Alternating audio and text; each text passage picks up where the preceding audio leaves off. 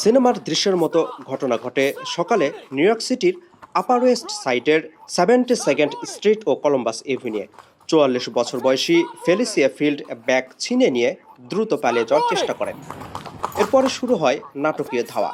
ঘোড়ায় চড়া এনওয়াইপিডির কর্মকর্তা দ্রুত রাস্তা পেরিয়ে ভিড়ের মধ্যে দিয়ে ছুটে যান নারী ছিনতাইকারীর দিকে।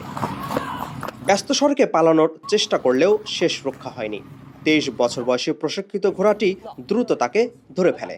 পরে পুলিশ তাকে হাত করা পরিয়ে আটক করে ছিনতাই হওয়া ব্যাগটি উদ্ধার করে। পুলিশ জানায় ফেলিসিয়া ফিল্ডের বিরুদ্ধে আগেও 14 বার গ্রেপ্তারের রেকর্ড রয়েছে। এর আগে 2000 সালে এক ট্যাক্সি চালককে হত্যা ও ডাকাতির দায়ে দণ্ডিত হন তিনি। 25 বছর কারাভোগের পর গত বছর প্যারোলে মুক্তি পান এ নারী। গুরুতর অপরাধের রেকর্ড থাকার পরেও হাজিরার পর নিজের দায়িত্বে অপরাধীকে মুক্তি দিয়েছিল আদালত। আপেল মাহমুদ, ঠিকানা news, new York. Stop! Please stop!